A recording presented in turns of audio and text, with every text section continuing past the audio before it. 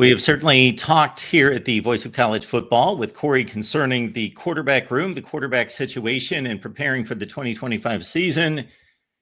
The Iowa coaching staff is thinking the same thing, obviously. Welcome into the Voice of College Football, Hawkeyes Live. Corey Bratta right next to me from the Hawkeye of the Storm for football, men's and women's basketball coverage on a daily basis. Appreciate you being here. Comments and questions are welcome in the chat. The super chat's available.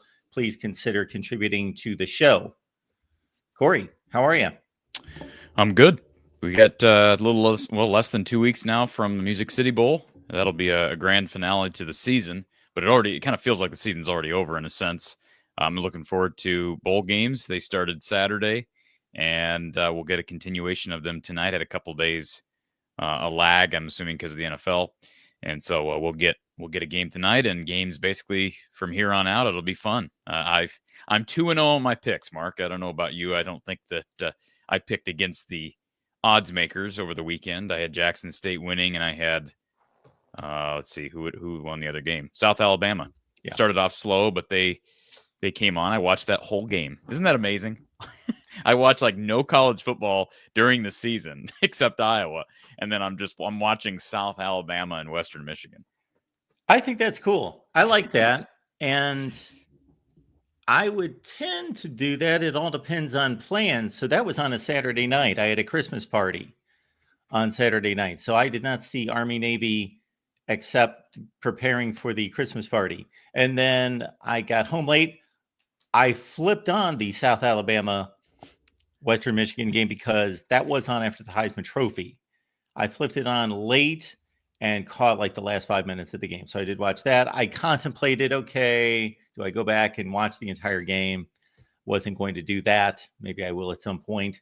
But yeah, I got to say I am 0-0 on my predictions because these games jumped up on me, and I will need to make a prediction on tonight's game, I guess, pretty soon. We got an opt-out, too. Bowl, was it Louisiana Tech that opted out? Marshall, and then Louisiana Tech's filling in for him. Yes.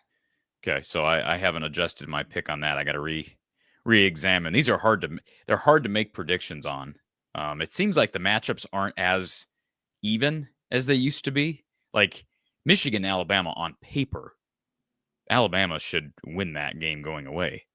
Now, you as an Ohio State fan may not say that after what happened in Columbus, but and I'm not shocked that I shouldn't say Outback Bowl, ReliaQuest Bowl. I'm not shocked they took the Wolverines. I guess we haven't really talked about that, but Iowa had a better overall record than Michigan. Of course, those two teams didn't play, but why wouldn't you want Michigan, Alabama? Yeah, they're going for a name brand game, but Alabama and Iowa have not played. So for somebody like myself, I've not seen Alabama and Iowa on the same field. I don't know that they've ever played in the history of the two schools. They certainly have not played since I've been watching college football, which has been a long time.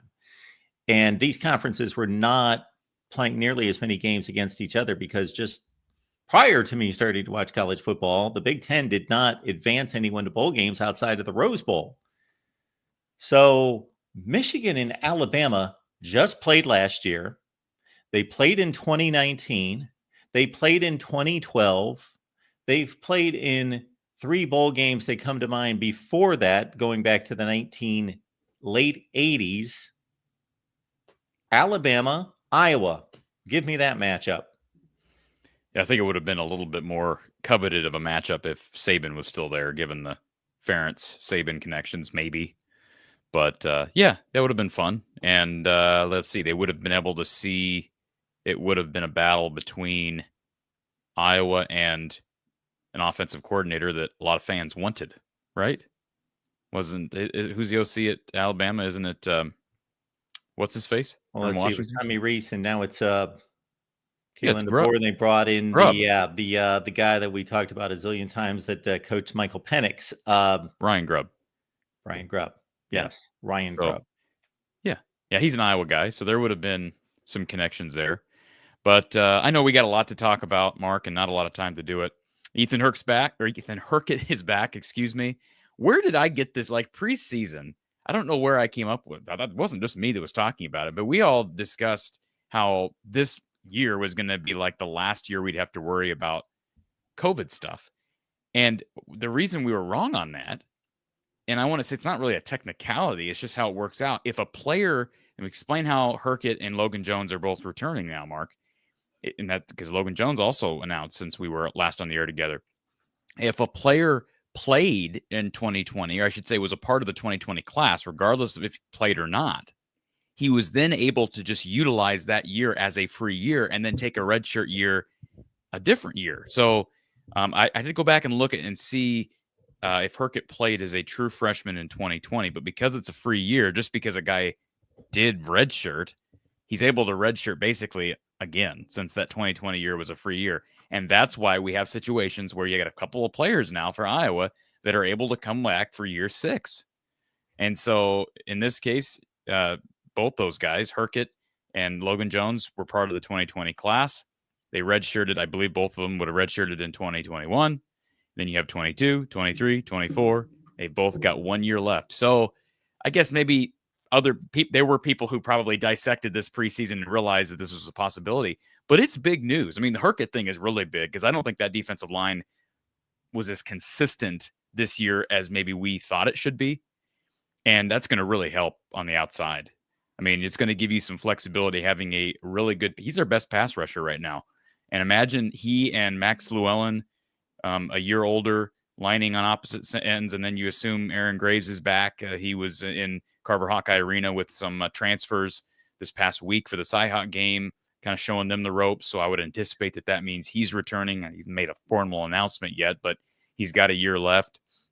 So I just think that's really big. And then the fact that you got Jones back as the anchor of that offensive line, another group that we expected a lot of attrition at, it's just big. And it's going to help them, I think, be able to sort of retain some level of consistency with the run game, hopefully, and then attract even a bigger name besides just Hank Brown in the portal at quarterback. So I don't know if there's any, so I'd have to go back and dissect it, but guys from that 2020 class, I guess it wouldn't be hard for me to do this, but I don't believe there's anybody else that we're really waiting decisions on, with the exception being Caden Weegan. And I reached out to somebody here a few days ago who was actually someone who I would have thought would have known a definitive answer, who said, I believe Caden has another year if he wants it. So if you look at that 2020 recruiting, the confusing thing about him is he transferred in from Iowa Western, but we can run through his situation. But Lachey out of eligibility, Tyler Ellsbury, Mason Richmond, they had a lot of guys that played from that 2020 class. Y.A. Black was in that class. Deontay Craig was in that class. Mentioned HURKETT. Who else am I missing? A lot of these guys have transferred out. Lucas Van Ness is in the NFL. Jay Higgins, of course, is out of eligibility. And that's pretty much it. Torrey Taylor was also in part of the 2020. He kicked every year. So I'd have to go dissect these, but I believe the only guys that would qualify there were the two that have already announced they're returning, and then Caden Weegan, he transferred in. And just so people are aware, Caden Weegan, let me pull his bio up at Iowa Western. So Caden played in 2020 and then played in 2021. Okay. But because 2020, my understanding, even though he's coming from a JUCO, my understanding, he played in 2020 as a free year. He then went on to play in 21. But then at Iowa, Caden Weegan did not see game action in 2022. So I believe that would have counted as a redshirt year. You see what I'm saying, Mark?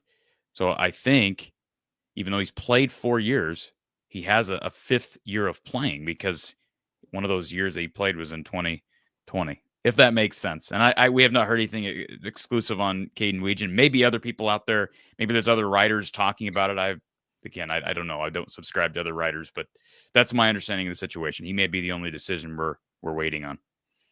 It makes total sense. And just to clean up on a few items here. Number one, we did address Logan Jones coming back on last week's show. Okay. That had been announced a few hours prior to us going to air. I've lost my lights. They're all over the place now. Got a disco effect going.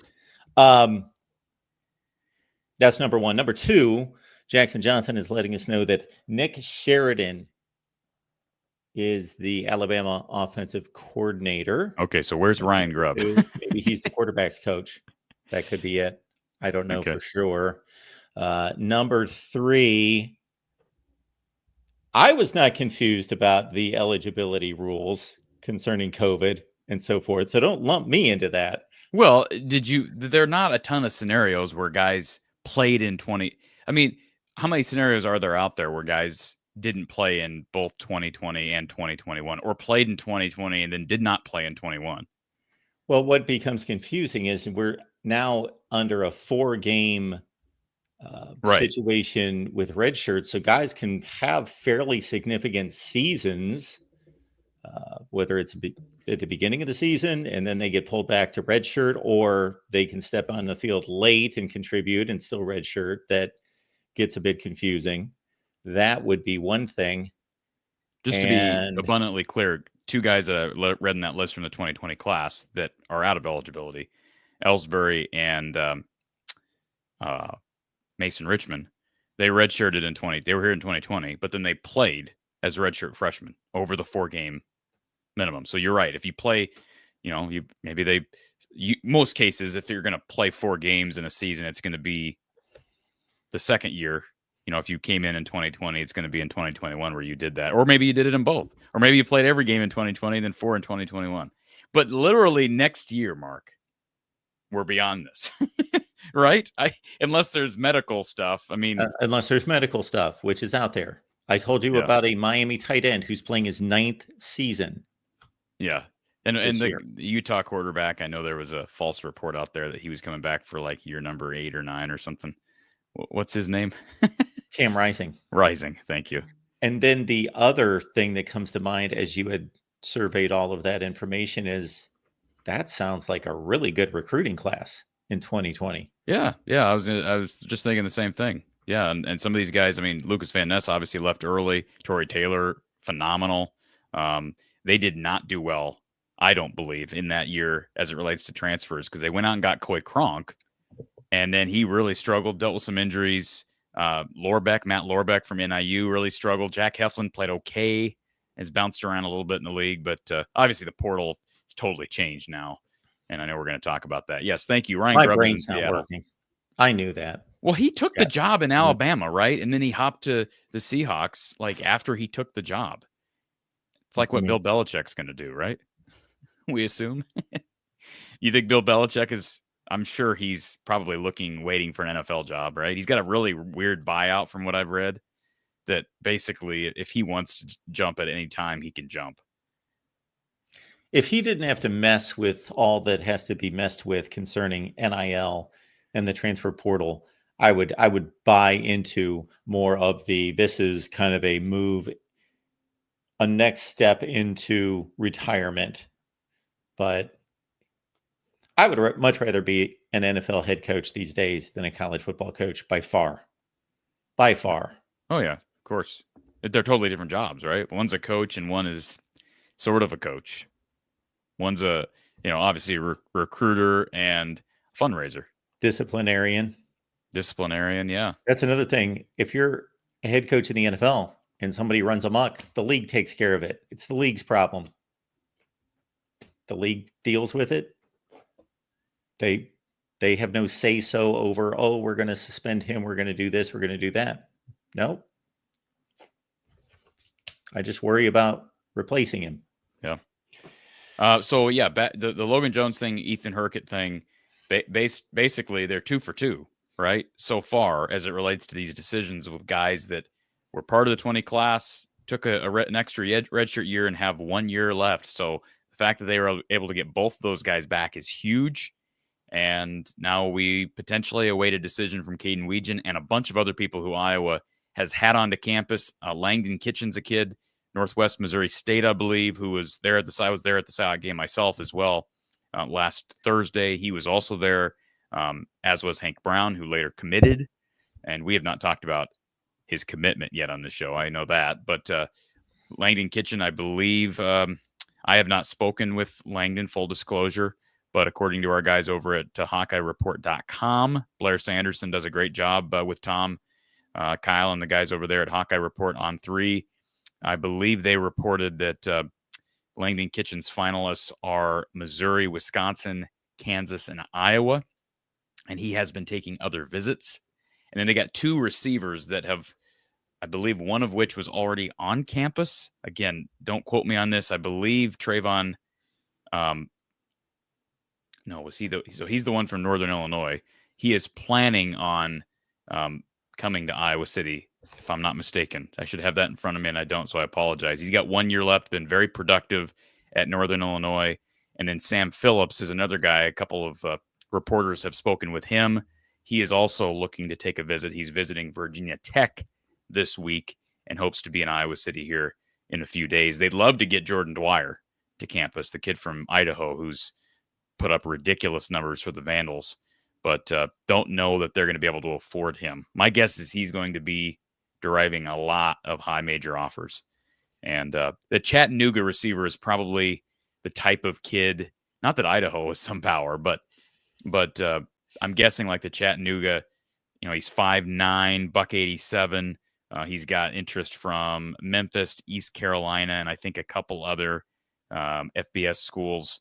So like he's probably more reasonable. And how many do they take at that position? I don't know. I don't know, because you lost Caleb Brown. By the way, he committed to UAB earlier today. Interesting, right? Interesting destination. I know there's going to be some people who make snarky comments about that, but it is what it is. And I've not really heard. I mean, they lost a bunch of guys at that position via the scholarship trimming, walk-ons. Like I'm trying to think, a couple of the walk-ons that left here in the last few weeks. But they've lost plenty of players. You're just limited with how many you can bring in a position, not because of scholarships now, but because of roster limits.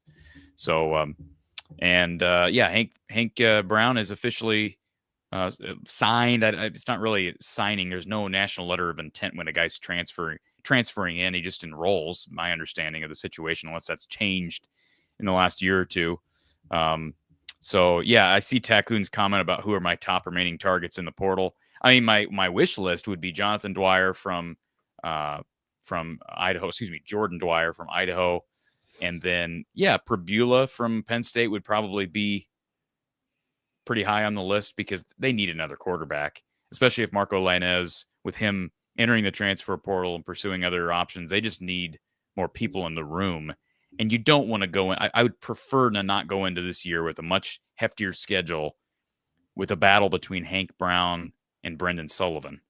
With all due respect to both of those guys, I think Sullivan's the better athlete. I think Sullivan and Prabula are very similar athletes if you watch them on tape.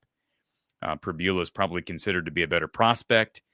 He's played more than Sullivan has at Iowa, although we've talked about Sullivan playing plenty of starting snaps at Northwestern prior to transferring in. I think they're very similar guys when you watch them on tape, Mark. Sullivan's got better size.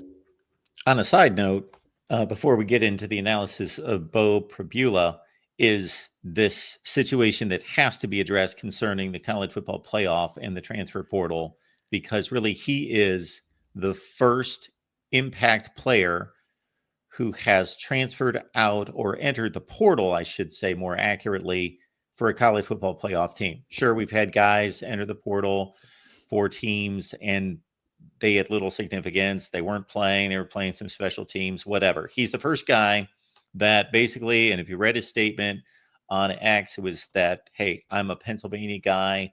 I grew up as a Penn State fan. This was my dream to play here. I put in 3 years. I would love to play in the college football playoff, but here's the situation. And so it's a shame that we're in this situation where these players now have to make these decisions. So the system's broke. Well, that aside, I have not heard. Did he formally say that I know, like, here's the tricky thing about entering the portal is that if you're with your team for bowl prep, you're not able to visit schools, and it is a distraction, and it's it's very hard to stay focused. And my understanding of the situation with Marco Lainez, same thing. Like, he's in good graces with Iowa. He has every opportunity to be with them during bowl prep. But if you do that, you're missing out on being able to be pursued fairly. You're right about the timing of all this. But I'm curious about Bo Prabula. he could stay. I mean, if Franklin, if there'd be a way to work that, you could stay with the team, enter the portal, receive phone calls. Would it be ideal? No, but none of this is. You could still stay with the team, take phone calls formally, not worry about tampering. Not that these guys aren't getting tampered with, because they are, and then still be available for Penn State. Couldn't you? I don't know why that can't happen. I think these guys want to visit campus and Well, visit why? the university. Yeah, I think I think the fear is that it's an arms race to find homes with major programs, and so even if I think what you're saying is if Bo Pribula, even if he sets up a bunch of visits for, January 12th, there, a lot of these places he sets up visits with may have already found their guys because they don't want to wait. They can't sit on that open spot. So I get it. It's a tough situation. It's a stupid situation. I'm not saying that Bo Pribula is Iowa's answer or that he is the best option, because there will be further names that are going to come out. John Mateer is the starting quarterback at Washington State who put up a ton of numbers, and he just entered the portal here in the last 48 hours. So yeah, but isn't he transferring to Oklahoma? Didn't I already see this? Yeah, so I'm just making a case for there being other available players that have yet to make themselves available. Yeah, no, guys can still enter. I'm making, yeah. So I'm not going to say that Pribula is the best option for Iowa. We have yet to see that, but I'm going to guess that he is a guy that they should pursue. So you've watched more Penn State football than probably anybody here in the chat, myself included. Iowa didn't play Pribula this year. Ironically enough, he did play extensive snaps against Iowa last year in that blowout. But tell us what you know about Pribula. I can tell you based on looking at some film today. As I said, I think mobility-wise, he's got similar legs to a Brendan Sullivan. He's not as big, but, I mean, he looks pretty darn efficient, and he's sort of green. It sounds like I was listening to an interview with him here from a couple of years ago. It sounds like he really didn't start playing quarterback as early as a lot of guys that end up playing major college football do. So, he's probably got some upside still there, and probably a better fit for Tim Lester's system than Hank Brown, given the fact that he's mobile. But you've watched more of Bo over the last couple of seasons than most of us. Well, they think enough of him at Penn State to take Drew Aller out of the game, who's one of the best quarterbacks in the country, and put him in meaningful situations in the red zone. And as I confirmed with our Penn State rivals guy the other day and talking about it, in many of those situations, I actually think this could be a plus for Penn State going into the playoffs, because I didn't really trust their judgment on when to pull Aller and put in Pribula, because it wasn't just simply it's 3rd and 1, it's 4th and 1, here comes Pribula to give the run option. No, it's 1st down, they're at the 20-yard line, and we're going to throw him in for a play, and then Aller's at a disadvantage because he comes in on 2nd and 10 kind of deal. But they did give him a lot of meaningful time. I think it's unfairly assumed by a lot of people that haven't seen him throw that, okay, he's the running quarterback. No, that's a skill that he has that Aller does not have, but he's a talented thrower. He can throw the ball, throw it well. Yeah. Yeah. In fact, I went back and watched some of his second half highlights against Wisconsin. That was kind of his big game this year when he came in, and Aller was dinged up, I believe, Mark. Yes. In that one. And they came from behind and won that game. And he made some nice throws, some nice plays with his legs. And it would be fascinating to see Iowa get him. And that was my first thought too. Bellator de Veritas. Pribula is likely a pipe dream due to money. The early schools that were reported by Pete Nakos, kind of like with the Miller Moss situation and the Connor Wiegman thing. Miller Moss, by the way, is already committed to a school. Where did he end up? Louisville, that's right. And that was one of the early schools that I'll give Pete Nakos credit. That was one of the early schools that he reported that would be showing interest in him. And apparently he's going to be visiting, Pribula will be visiting Mizzou today. And, if I'm Pribula, I'm taking a visit back to Hank Brown's hometown. I'm staying with Hank Brown's family, or maybe Hank Brown's old coach. What's his face? What's the old quarterback that played for the Browns? Jameis Winston? No, the bald guy. Who played for Trent Tampa Dilfer. Who? Dilfer. Trent Thank you. Dilfer. Yeah, Trent Yeah. Dilfer. I'm going down to Nashville. I'm staying with Trent Dilfer or Hank Brown's family, and I'm watching the Music City Bowl because these are apparently two of the schools on his early list. Now, he may get offers from a bunch of other high major schools, but Pete Nakos, credit him. He reported this earlier that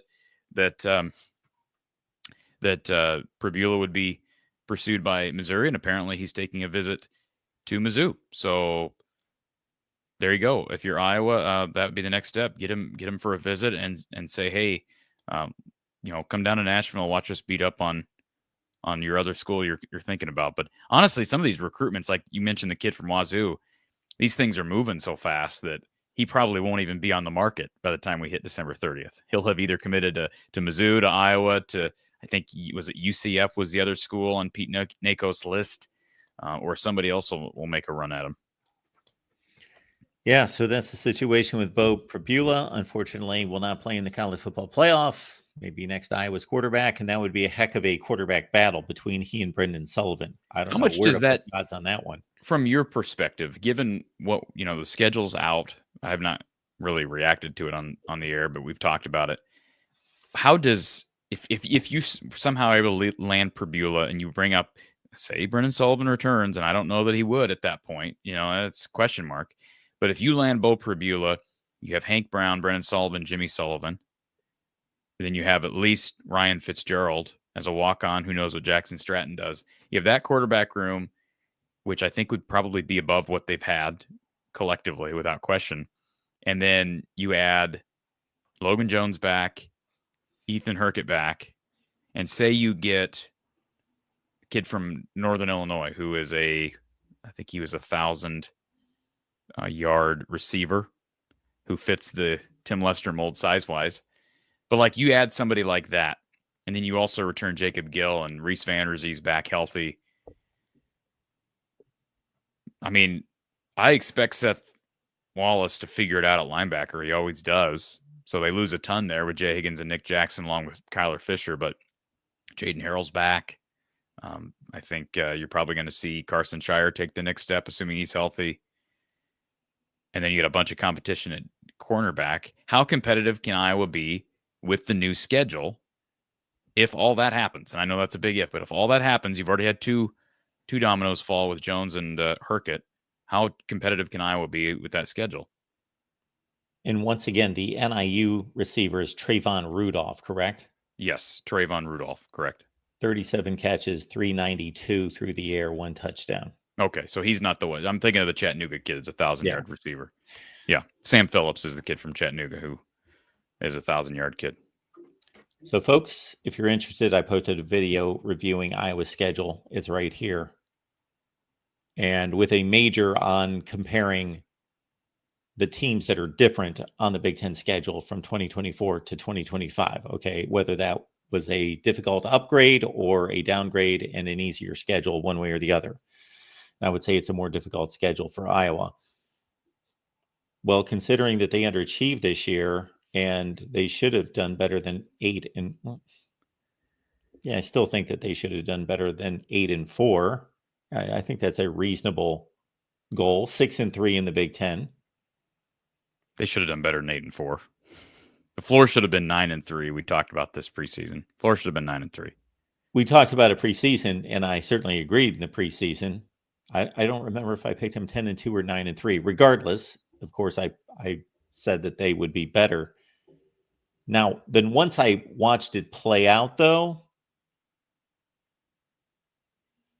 what? I didn't necessarily think that they were that much better than, I didn't think that everything that could go wrong went wrong, and they finished 8-4. Yeah, but what did the defense do against UCLA and Michigan State? How Iowa is that? Or I should say, how un-Iowa is that? Yeah, that's the point I'm making. But the point is it's unbelievably uncharacteristic. So with that personnel, right? That's what I'm saying. That you say, well, not. I don't know what the explanation is. I don't have an explanation, but I'm saying there is no excuse with everything they brought back with Phil Parker at the helm, All-American at linebacker, and an all Big Ten kid and Jamari Harris at corner, and a really solid defensive line to be doing what they did against UCLA and Michigan State on the road. you're going to have to come up with that answer because I've been waiting for a couple of weeks to grill you on that very topic, but we've moved on to other things and we've got an entire off season. I want to know what happened to this defense. Not that they were atrocious or anything like that. They were still really good, but man, with the personnel that they had coming back. And they weren't really good in those two games. I mean, like not even just to Iowa standards, they were crap against UCLA. We're talking about the worst rush offense in the Big Ten in the Bruins. And they ran wild on Iowa. Then they come right back, UCLA does, and can't run the ball on anybody. So that's not just to Iowa standards. Those two games were to anyone's standards. They were crap. That's what's so bizarre about it. Somebody said to me the other day, what if maybe Iowa was out partying the night before in LA? I'm like, a Kirk Ferentz team going down for a regular season game at UCLA and partying? That was a Friday game? No way. So that's not what happened. But I don't have an explanation. It's just so on Iowa. And if it was any other program, you're like, well, they're not consistent enough. We just say that they're not consistent enough. That's never something we say, especially to the extremes that we witnessed this year about a Brian Ferentz, a Phil Parker coached defense. So it's bizarre. And by the way, when I said after Michigan State beat Iowa and they moved to what were they? 5-4. And I called them crap and everybody called me out for it. And I said, you watch. They probably won't make a bowl game. They didn't win again, Mark. They did not win another game. This wasn't their coming out party. This was not Aiden Childs making a Heisman case for 2025. They sucked the rest of the way. And Cyhawk C Money, Corey in the chat, I am calling you out because you're one of the people that was critical of me for calling them crap. They finished 5-7, as did UCLA. Both those teams were bottom third of the Big Ten Conference, and Iowa had no business doing what they did. And by the way, who cares if it was Michigan State's bye week? Corey's going to blame it on the bye week. Who cares? Are we seriously going to? So what? Jonathan Smith must be the best bye week coach in the country and the worst overall head coach in the country, because that's a poor explanation. Look, I don't expect a team like Michigan State to play worse out of a bye week. Not everybody's like Iowa in that regard, but I do expect Iowa's defense to show up on the road against a bottom barrel offense, and they're not even as bad as UCLA. Especially, and I was just checking the national stats in offense. If we would have had these numbers presented to us in August, total offense. Have you looked at the numbers to see what they finished in total offense? Of course, there's still a game to be played, but in a regular season. No, I've not looked. Okay. It's going to sound more impressive when I give you the next stat. Total offense, number 113, which is about a 15 spot improvement over what it was. But listen to this. In yards per play, they were 79th in total offense. Who are we talking about? Iowa. Okay. Yeah, I'm actually surprised at 115. I'm surprised, but that Nebraska game really hurt them. But 79 in yards per play. Yards per play and rush offense. That to me is the more important statistic. Yeah, fair. Yeah, and that's basically what. That's how much they improved. The total offensive number, I guarantee you, Tim Lester would say that number's got to be better. 115 is not good enough in total offense. Sure. We got to be more balanced and we got to be better with the passing attack. But you're right. It shortens a game, and no one's ever claimed that total offense was the perfect factor. Or I know you really like yards per play. I still think total offense is a really good indicator, but rush offense, where are they in rush offense, Mark? Usually there's not that kind of disparity between yards per play and total offense, but Iowa is such an outlier. They don't run that many plays compared to other teams. Well, and I think part of that this year, Mark, part of that is they had the ball less because their defense couldn't get off the field. Yeah. And think about, it wasn't just the Michigan State and UCLA games. I think about Washington.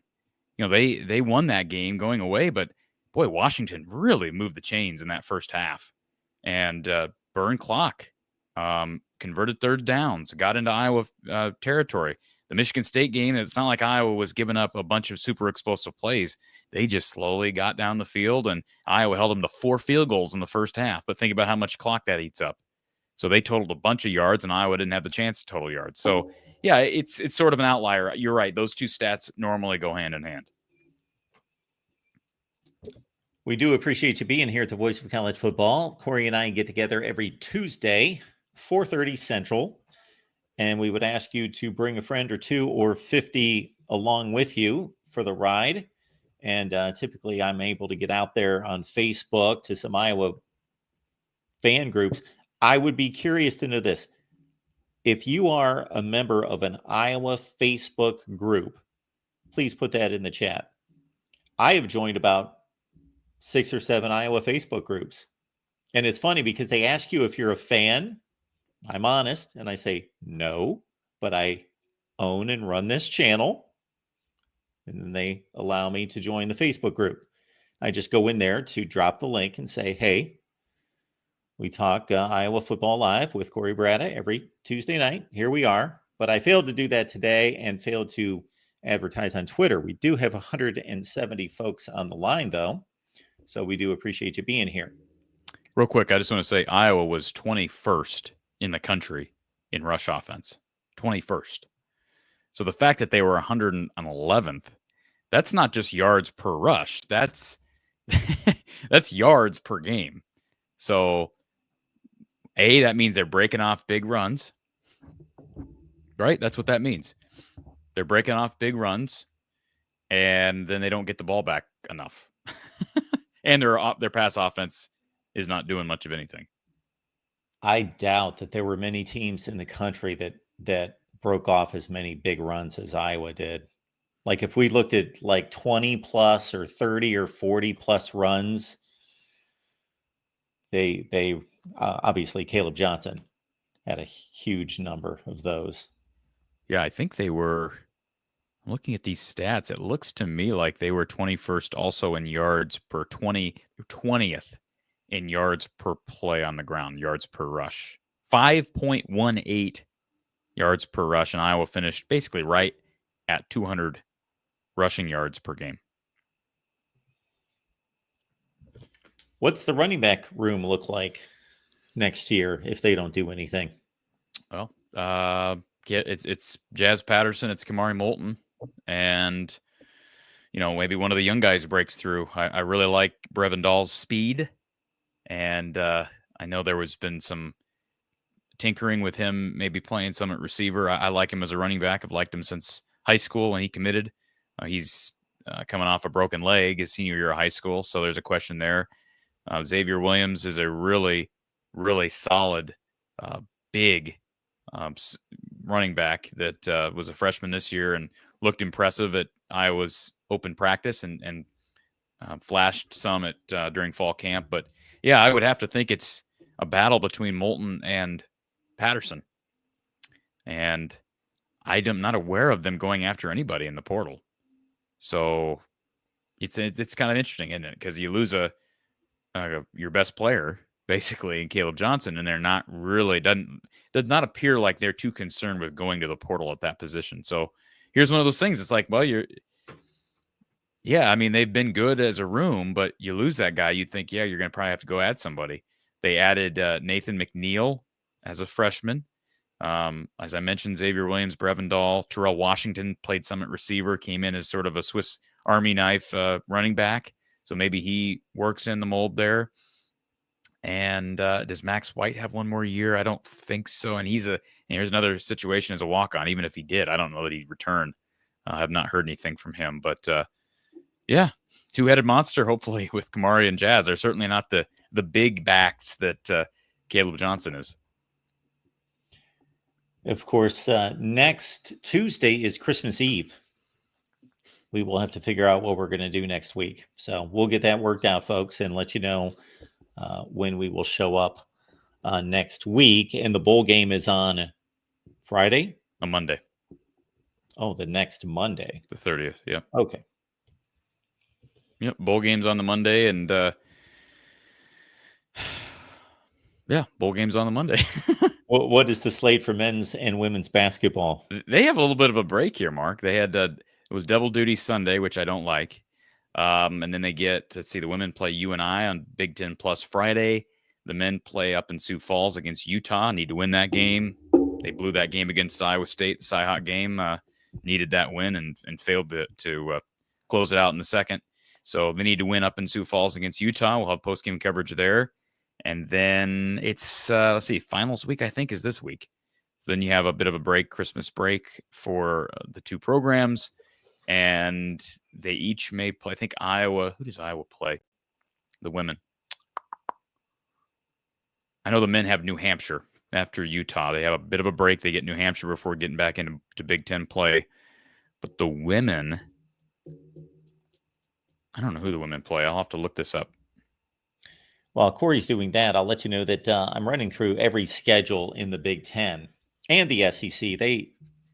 The SEC also released its schedules last week, and it's starting to sink in, just going through this exercise, how many teams there are in the Big Ten now. I did 7 schedule previews, and I'm like, still have 11 of these to go.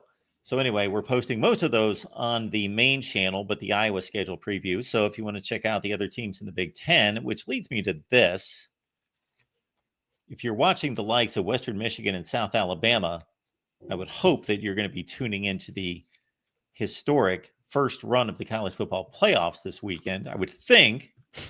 But it's also your viewing habits are not necessarily predictable. Yeah, I was going to say, you probably think my college football viewing habits are very strange.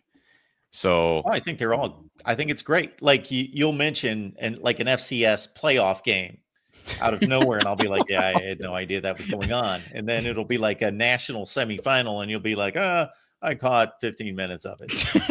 Well, so real quick, women play UNI, and then they get back into Big Ten play. They play Purdue at the end of the year. Anyways. Do you have any thoughts about the first round of games? Well, I have the Big Ten. Yeah, man, I have Tennessee beating Ohio State. I haven't shared my picks. I should probably do that. I've done that in past years. We've even had a bowl mania challenge as part of the channel. I've had you on that, but man, sometimes you just run out of time for stuff and kind of get overwhelmed with what we have. But I've got my picks all made out, and I have got. I'll just share them, I guess, because it's not like I charge people for my picks, nor would anybody want to pay for my picks, Mark. What are you taking a dig at me? No. I'm saying there's no reason for me to do that. I am charging people for my picks. Okay, that's great. Ahead. So I've got, let's see, first game would be Indiana. I got Indiana winning. I know that's the unpopular pick. I told you that. I think I don't trust Notre Dame in the playoffs. Now it's a different format, but I have faith in Curt Cignetti. He's made me a believer. There hasn't been a single week where I've been disappointed with them. Even that Ohio State game, I thought they battled in that game, and they never proved to be over their head. And I think a lot of people are counting them out. So I got underdog there. I've got Penn State over SMU, although could be an interesting game, especially if Aller gets dinged up, because I don't even know who's the third string guy at Penn State right now at quarterback. Ethan Gruckenmeyer.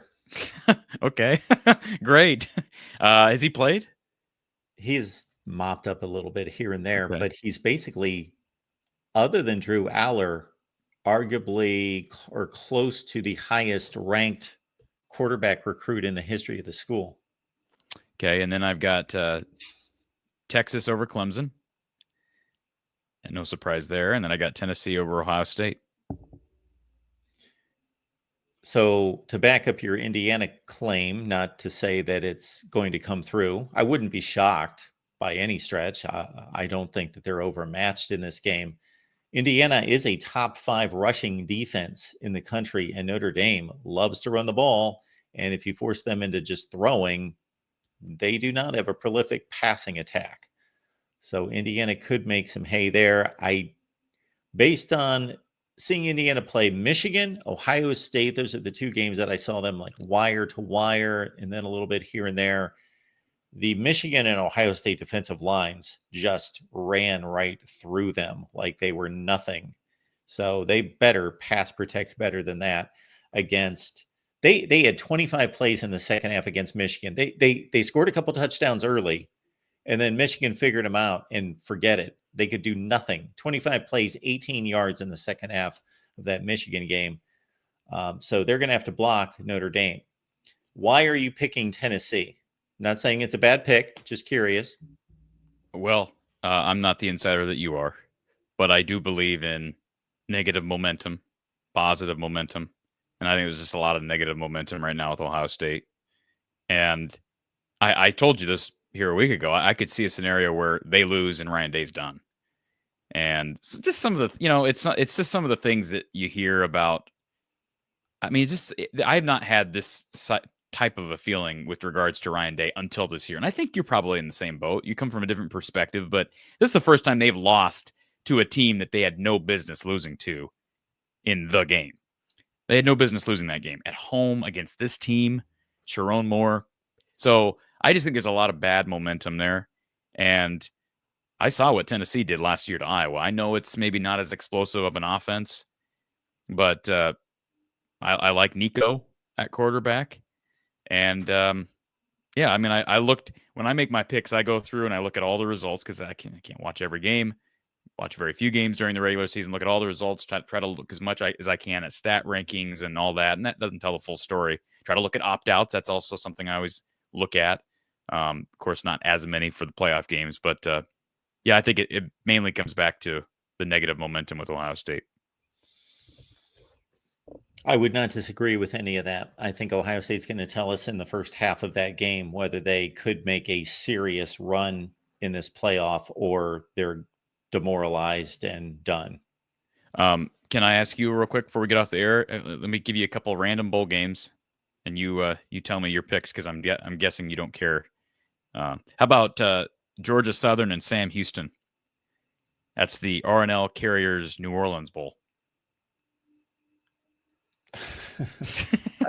You're the voice of college football. You got to know. You were going to give me like substantial teams. All right, here. all right. Cal and UNLV.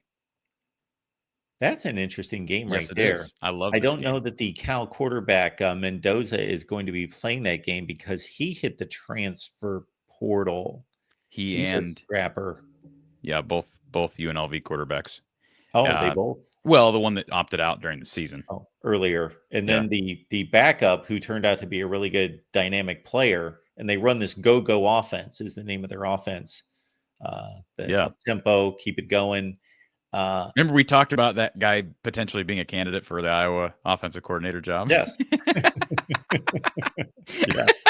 Kirk would love that. So real quick, I got Cal winning that game. Cal's interesting. They've done some interesting things this year. Would you agree? Well, look at that 6-6 record they have had until they lost to SMU, who's a really good football team, of course. Every other game, I know, missed field goals cost them a number of those games. They should have beat Miami. They Auburn got bailed out by a bad targeting call. Auburn, they beat. They beat Auburn. Yeah, should have. And Florida State's no good, but that was early, and it was obviously very close. Missed 3 field goals in that game. You mentioned Miami, Pitt. Missed a field goal against Pitt with 90 seconds left in the game. Yeah. Yeah, beat Wake Forest. Yeah, I mean their only blowout loss was to SMU. Yeah. So I think they win that game, Mark. The record of I can't substantiate this because I would need to run the numbers, but these are the kind of things that interest me to look up, but it would take some time. But I'm almost positive marginal Power 5 teams, 6-6, 7-5 teams that get matched against the better group of 5 teams have very strong records in those games. Yeah. Yeah. And what's funny is when you pick these games on ESPN, it tells you what percentage of people pick this team versus this team. And, the overwhelming favorite on that is UNLV. Why? Because the average fan picks them because they're 10-3. Yeah. Over 6-6 Cal. So, and I do look at lines. I mean, I'm not going to pretend to be smarter than the experts out there. So, I'm not picking against spreads here. I'm picking straight up in these bowl games. But that would be another thing that would be interesting to look up, that even Vegas has less of a beat on these games than any games the entire year. Another great example of what we just talked about, Oklahoma and Navy. And after what happened this past weekend, I'm starting to doubt my pick. I got Oklahoma winning, but man, Navy looked good. And didn't Army beat Oklahoma a few years back? That's what sticks out in my mind when they beat. Didn't they beat them to overtime? Took them to overtime. So, but totally different staff there, and I get that. But and then let's see. Let me throw one more out at you, and then we can be done, Mark. Let's see. Let's get one that you'll actually like. Let's get one that you'll actually like here. I think I have to switch my Army pick. Let's see here. LSU Baylor. Ooh. LSU is a more talented team. Yeah. I believe their quarterback is not playing, though. Garrett Nussmeier. And Okay. the Baylor quarterback hit the transfer portal. Daquan Finn. He was a Toledo quarterback that went to Baylor. And Baylor was better than expected. 8-4. I've got LSU. Like you said, I think they're the better team. And just so people are aware, if anybody wants to tweet at me during any of these games, I'm all for it.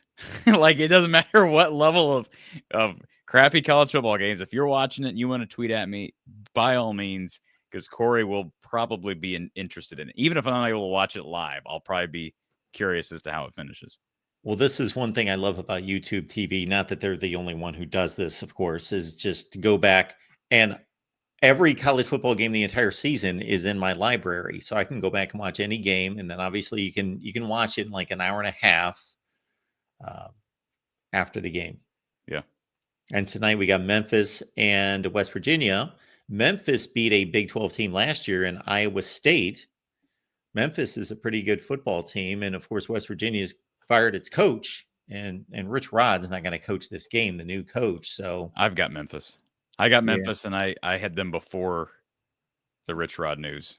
Not that has much of an impact on this game. Maybe it does. Momentum. We talked about that.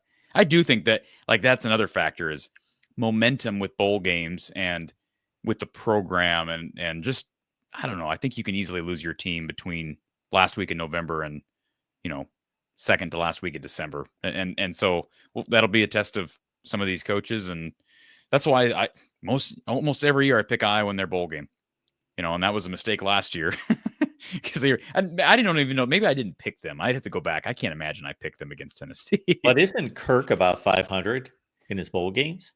You could be right. I think you could be right. But I think in recent years, if you go back to 2017, they beat Boston College in 17. 2018, they beat Mississippi State. 2019, huh? That was a really good game. It was 2019. Beat USC.